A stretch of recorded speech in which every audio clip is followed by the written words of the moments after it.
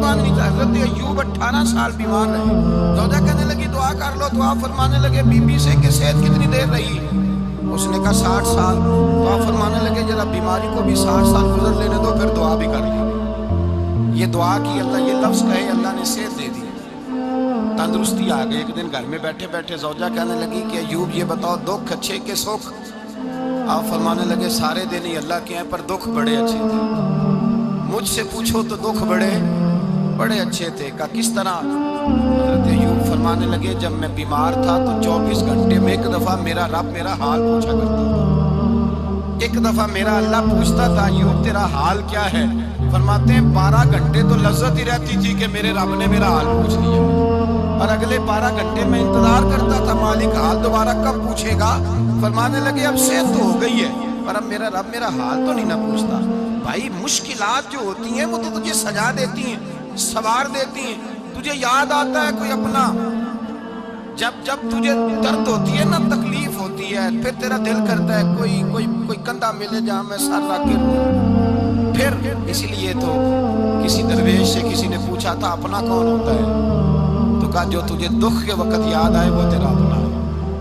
جو تجھے عین آزمائش کے وقت یاد آئے اور تجھے اس کا نمبر فوراً تیرے موبائل پہ چلنے لگے, وہ تیرا اپنا سجن ہے جس کو تو دکھ کے وقت یاد کرے. تو بھائی مشکلات کے بعد جو اللہ آسانی دیتا ہے. حضرت ابراہیم کو آگ میں بھی پھینکا گیا, حضرت ابراہیم علیہ السلام کو ستایا بھی گیا, نکالا بھی گیا, لیکن جب ان مشکلات سے گزرے تو میرا رب فرماتا ہے وَإِذِ ابْتَلَىٰ إِبْرَاهِيمَ رَبُّهُ بِكَلِمَاتٍ فَأَتَمَّهُنَّ قَالَ إِنِّي جَاعِلُكَ لِلنَّاسِ إِمَامًا. کہا جب ابراہیم پورے اترے تو پھر ہم نے انہیں امام بنا دیا. یا اللہ کس طرح کی امامت دی؟ فرمایا میں نے اتنی اعلیٰ شان عطا کی ہے کہ اپنے لاڈلے رسول کو جناب ابراہیم کی نسل میں پیدا فرما دیا ہے. میں نے مصطفیٰ کو ان کی نسل میں پیدا کر دیا, قیامت تک کے لیے ان کا وقار بڑھا دیا. اللہم صلی علی محمد وعلی آل محمد کما صلیت علی ابراہیم وعلی آل ابراہیم. ان کی عظمت بڑھا دی, اس لیے کہ جب وہ آزمائش سے گزر کر کے آئے پھر جو آسانی دی. میرے نبی پاک صلی اللہ علیہ وسلم نے دین ابراہیمی کی بہت ساری چیزوں کو رکھا, کہا میں ملت ابراہیمی پہ ہوں. جب کوئی مشکلات کو عبور کر کے آتا ہے, جب کوئی تکلیفیں سہ کر کے آتا ہے, اس کے لیے جو اجر ہوتا ہے, اس کے لیے جو پھر اللہ کتنی ذرا بڑی توجہ کیجئے گا. لوگ سمجھتے ہیں فلاں آدمی مشکل میں ہے تو شاید مشکل میں ہی رہے گا, فلاں آزمائش میں ہے تو شاید آج. میرا اللہ فرماتا ہے ایک مشکل دے کے میں 2 آسانیاں بھی دوں گا. تم مشکل دیکھ رہے ہو, مشکل نہ دیکھو, وہ جو اس کو بعد میں آسانی آنے والی ہے, اور ڈبل جو میں اس پر نعمت کرنے والا ہوں اس کو دیکھو. حضرت یوسف کو بھائیوں نے کنویں میں ڈال دیا تھا, اور جب کنویں سے نکلے تو مصر کے بازاروں میں بکے, اور پھر زلیخا نے الزام لگایا تو حالات بگڑ گئے. حضرت یوسف کو جیل جانا پڑا. کتنی کٹھن زندگی تھی, لیکن میرے مالک کو کچھ اور ہی منظور تھا. کنویں میں گرنے والے, بازار میں بکنے والے, جیل میں جانے والے, الزام لینے والے جناب یوسف کو رب کریم نے اسی مصر کا بادشاہ بنا دیا. اللہ پاک نے اسی مصر کا حکمران بنا دیا. یاری تیری سونا ہے پر ازمیشاں تیریاں اگ, یہ سونا پرکھیا جامدہ ہی پہلو نال اگاں دے لگ. اس کے لیے تھوڑا سا جتن کرنا پڑتا, تھوڑے کٹھن حالات سے گزرنا پڑتا, تھوڑی آزمائشوں کا روپ دیکھنا پڑتا. ہم چاہتے ہیں کہ ہمیں چھیڑے کوئی نہ کوئی تکلیف نہ آئے, کوئی آزمائش. یہ ہو نہیں سکتا میرے بھائی. نامی کوئی بغیر مشقت نہیں ہوا. 100 بار جب عقیق کٹا تب جا کر نگی ہوا. ہم چاہتے ہیں کہ ہمیں کچھ بھی دقت نہ آئے, مشکلات نہ آئے, اور مشکلات تو انسان کو سنوارتی ہیں بھائی, وہ تو نکھارتی ہیں. کبھی پوچھا کرو جا کر کے کسی گندم کے دانے سے کہ تو کہاں سے ہو کے آیا ہے, کہاں سے نکل کے آیا ہے, تو وہ بتلائے گا کہ بڑے مشکل مراحل سے گزرا ہوں, اور پھر اللہ نے مجھے طاقت دی ہے کہ میں انسان کی وجود کا حصہ بناؤں. تو بھائی کٹھن مراحل, آزمائشیں, تکلیفیں, یہ انسان کو بڑا انسان بنا دیتی, یہ اس کے لیے ترقیوں کا پیش خیمہ ہوتی. ہمارے جوان پریشان ہو جاتے ہیں, عورتیں خاص کر کے اس بات پہ توجہ کریں, وہ بڑی جلدی غم لے جاتی ہیں. وہ کہتی ہیں جانے میرا کچھ ہوگا ہی نہیں, جانے میرا کچھ ہو ہی نہیں سکتا. میرے بھائی درجنوں 20 لوگ ایسے ہیں جن کی اولادیں نہیں تھی لیکن نام ان کا ان سے بھی زیادہ ہے جو بڑے بڑے صاحب اولاد. حضرت خواجہ معین الدین اجمیری کو جانتے ہیں آپ لوگ؟ نہیں، جو جانتے ہیں وہ بولیں. جانتے ہیں جی؟ لو جی، کافی سارے جانتے ہیں، تھوڑے جی رہ گئے. جانتے ہیں نا خواجہ صاحب کو؟ ان کے کسی بیٹے کو جانتے ہو؟ نہیں جانتے، نہیں جانتے، نہیں جانتے آپ ان کے بیٹے. حضرت خواجہ معین الدین اجمیری رحمۃ اللہ تعالیٰ علیہ کے بیٹے کو نہیں جانتے، لیکن ویسے آپ ہندوستان میں کسی آدمی کو چھیڑ کے دیکھیں، وہ کہے گا میں خواجہ صاحب کا روحانی بیٹا ہوں، میں اولاد. حضرت غوث اعظم رضی اللہ تعالیٰ عنہ کی اولاد کو کم لوگ جانتے ہیں، لیکن آپ ویسے کسی کو پوچھ کے دیکھیں 11ویں والا پیر کون ہوتا ہے، ہر آدمی ہاتھ اٹھا کے بتائے گا خدا کے فضل سے ہم پر ہے سایہ غوث اعظم کا، ہمیں دونوں جہاں میں ہے سہارا غوث اعظم. لوگ جھوم کے بتلائیں. میرے بھائی، یہاں لوگ پریشان ہو جاتے ہیں کہ اولاد ہوگی تو یہ ہوگا، فلاں ہوگا تو یہ ہوگا. بھائی ایسی کوئی بات نہیں. میرے پاس پیسے ہوتے تو میرا ابا بیماری سے فوت نہ ہوتا. جو مالدار ہوتے ہیں تو کیا وہ بچ جاتے ہیں؟ حضرت اسرائیل انہیں چھوڑ جاتے ہیں؟ او خدا کے بندے، تو کیسی بات کر رہا ہے؟ یاد رکھ، یہ جو آزمائشیں ہوتی ہیں، یہ جو تکلیفیں ہوتی ہیں، یہ جو تھوڑے سے مشکل حالات ہوتے ہیں. حضرت یونس علیہ السلام کی دوستی ہوگی حضرت جبریل امین سے، تو جناب جبریل ملنے آئے. حضرت یونس علیہ السلام فرمانے لگے جبریل میرا دل کرتا ہے مجھے اس بندے کی ملاقات کرا جو اللہ کا سب سے زیادہ عبادت گزار بندہ ہے. حضرت جبریل امین لے گئے دور دور فلسطین کے علاقے میں، اور لے جا کر ایک بندے سے ملاقات کرائی جس کی دونوں آنکھیں بھی کوئی نہیں تھی، دونوں بازو بھی کوئی نہیں، دونوں پیر بھی کوئی نہیں. اور اس بندے کی زبان پر لفظ بڑا کیا جاری تھے، یا اللہ تیرا شکر ہے، یا اللہ تیرا، بول کے کہیے یا اللہ تیرا، اے اللہ تیرا شکر ہے. شکر شکر کر رہا تھا. حضرت جناب سیدنا یونس علیہ السلام کہنے لگے میں نے تجھے عبادت گزار کو ملانے کو کہا تھا، تم کہاں لے آیا؟ حضرت جبریل کہنے لگے یا یونس، یہ ہر چیز جانے کے باوجود اپنے رب کی رضا پہ راضی ہے. اس وقت دنیا میں نبیوں کے بعد جس سے اللہ سب سے زیادہ پیار کر رہا ہے وہ یہی بندہ ہے. یہ اپنے رب کی رضا پہ راضی ہے. اے تن میرا کنگی ہوئے تے میں زلف سجن دی واواں، تے پوش میرے دی جُتی بن جائے تے میں یار دی قدمی آواں. مارو مارو مینوں مار مکاؤ، کوئی عذر نہ پیش لے آواں. تے جے سونا ہی میرے دکھ وچ راضی، جے سونا ہی میرے دکھ وچ راضی، جے سونا ہی میرے دکھ وچ راضی، تے میں سکھ نو چلے ڈاواں. مانا کہ جب اس حال میں راضی ہے تو بس ٹھیک ہو گیا، ٹھیک ہو گیا. وصل اچھا ہے نہ فراق اچھا ہے، بس جس حال میں محبوب رکھے وہی حال اچھا ہے. بس جس حال میں انہوں نے رکھا بات ٹھیک ہو گئی. اس میں اب انسان شکوہ کرتے پھرے کہ یہ کس طرح ہے، وہ کس طرح، اپنے آپ کو مطمئن رکھا. مشکل کے بعد جو آسانیاں، حضرت لقمان حکیم، ان کے نام پر قرآن مجید کی پوری سورت ہے.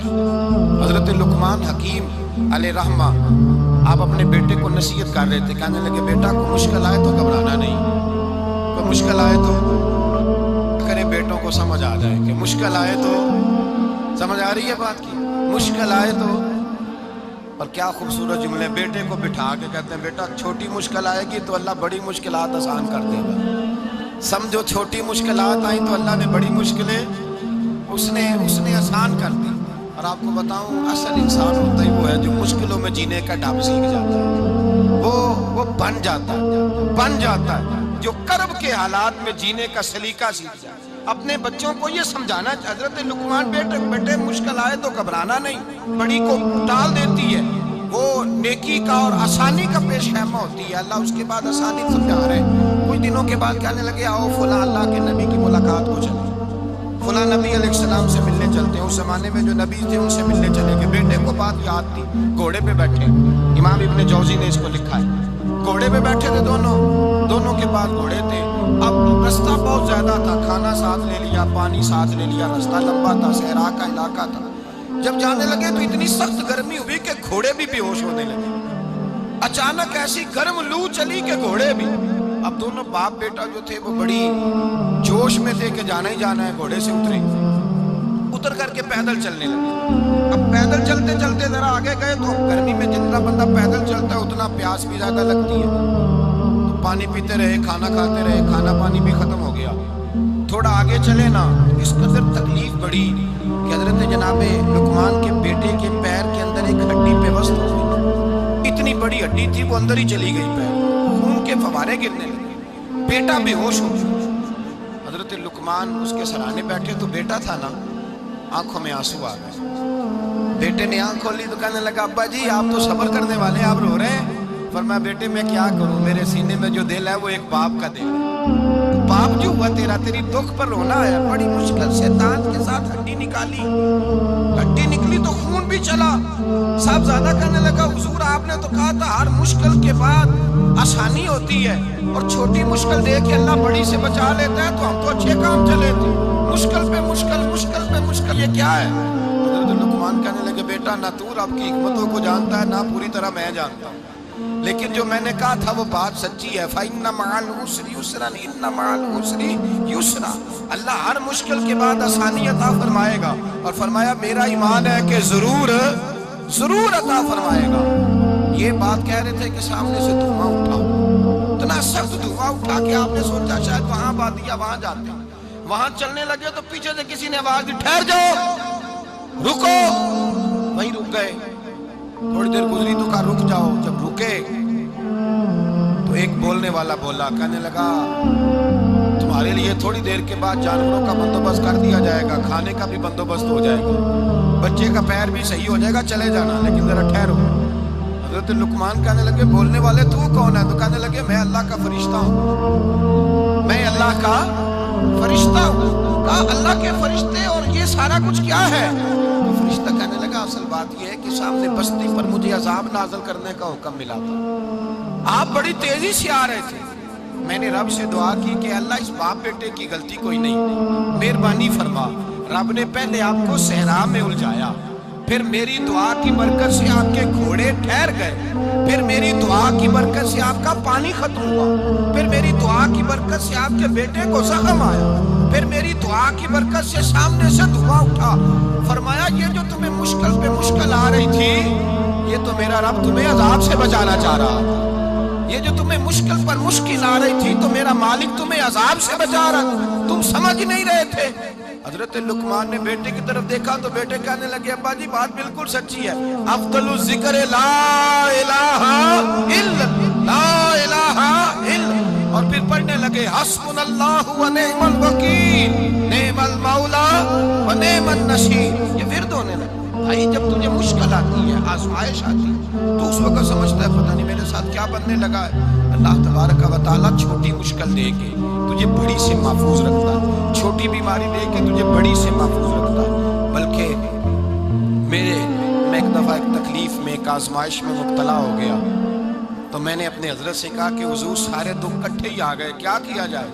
تو آپ فرمانے لگے بڑے خوش نصیب ہو، جوانی میں اللہ نے دکھ دے دیے، بڑھاپے میں آئے تو برداشت نہیں ہوتے، یہ تو بڑے وقت پہ آ گئے، شکر ادا کرنا چاہیے، اس زمانے میں برداشت نہیں ہوتے، اب آسانی ہے، ان کو برداشت کرو، ہمت کرو۔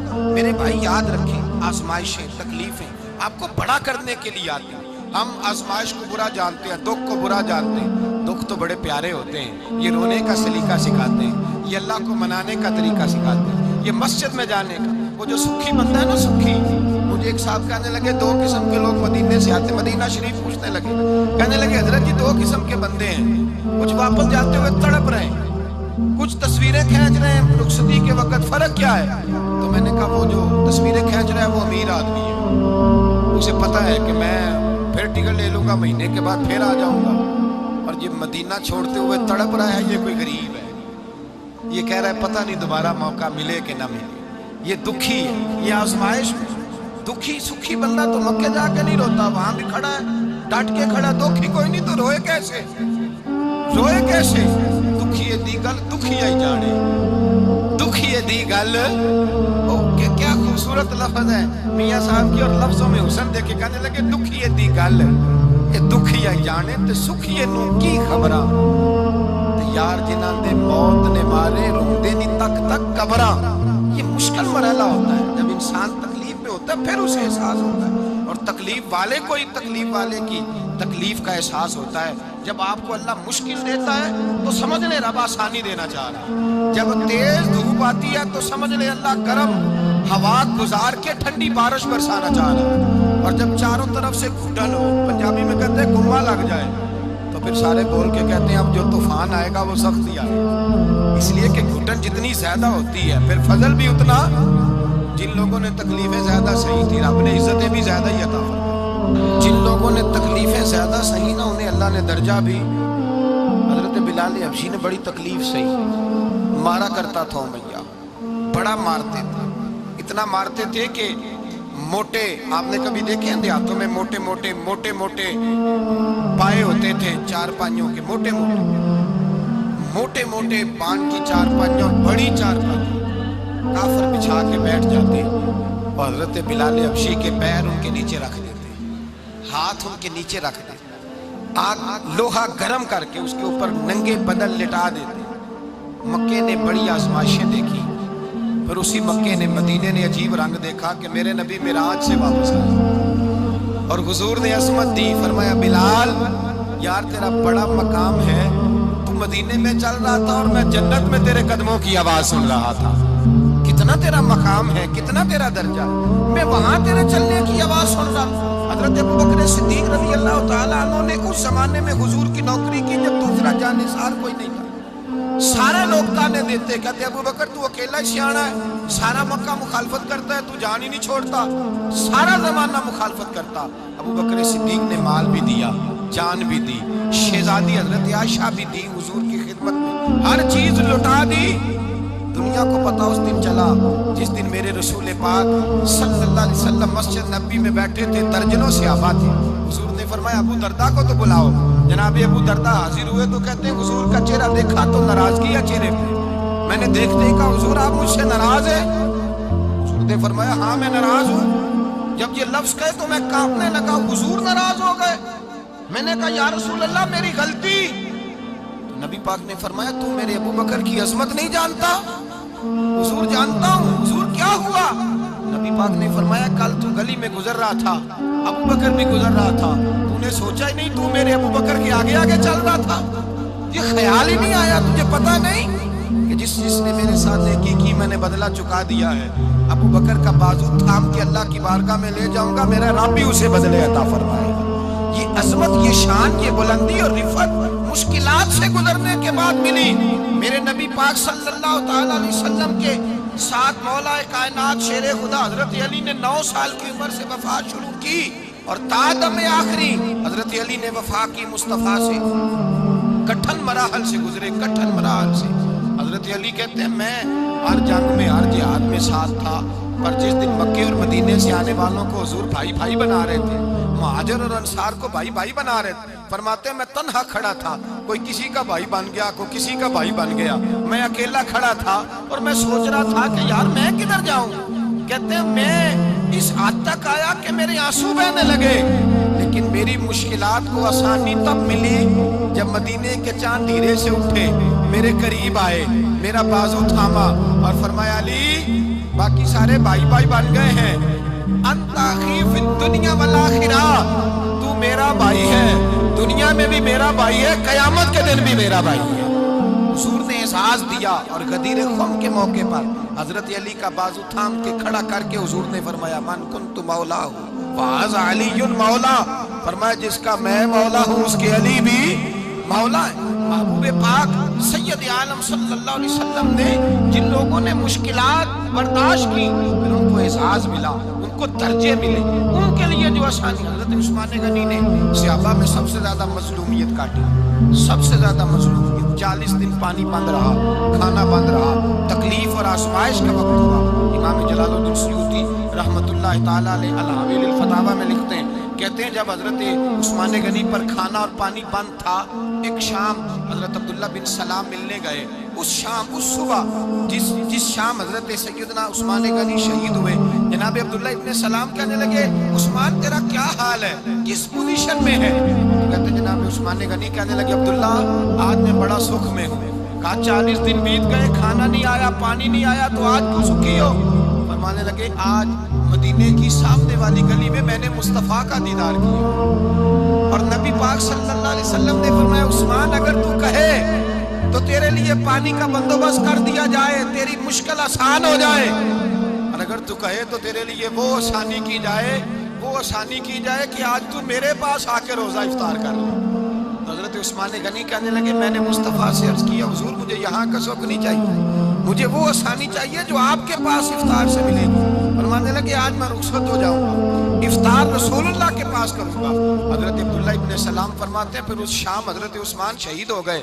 لوگ کہنے لگے عثمان شہید ہو گئے، اور میں کہنے لگا نہیں، انہوں نے جا کے نبی پاک کے دسترخوان پہ روزہ افطار کر لیا ہے، روزہ افطار کر لی۔